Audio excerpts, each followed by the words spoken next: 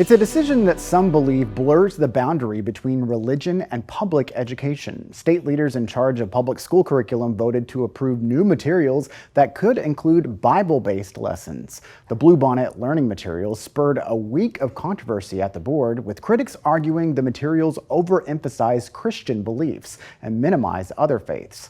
The board itself sharply divided over whether to allow districts to use the lessons. Our Ryan Chandler was there.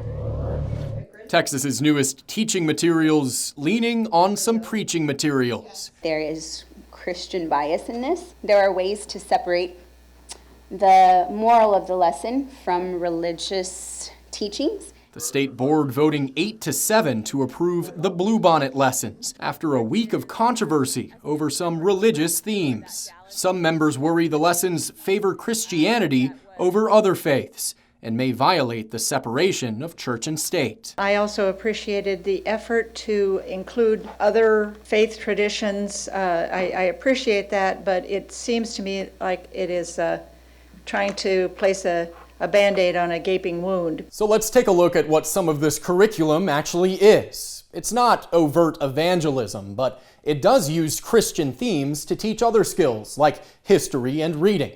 This fifth grade poetry lesson plan includes the Psalm of David from the Bible, identifying it as a core text of the Jewish and Christian faiths, and later instructing students to interpret the line, "The Lord is my shepherd." That lesson plan also identifies King David as a central figure in Islam. Another fifth grade reading lesson features The Lion, the Witch, and the Wardrobe, a famously Christian allegory by C.S. Lewis, instructing students that a central character represents Jesus, who it says the Bible teaches died for others and was resurrected.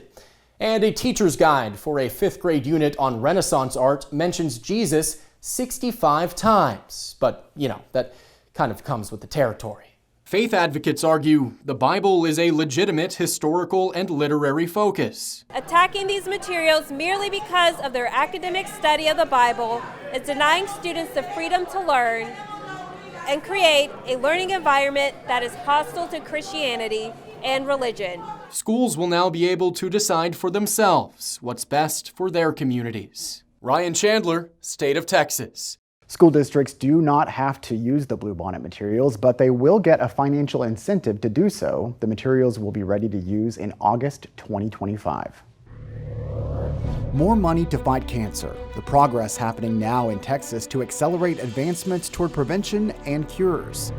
As we get a larger population, the state will have more and more people who are experiencing dementia. A call to action to fight dementia, why a push by lawmakers could lead to a big decision for Texas voters. Plus, new efforts to address the high costs of college in Texas, how the governor and UT system regents are stepping in to help.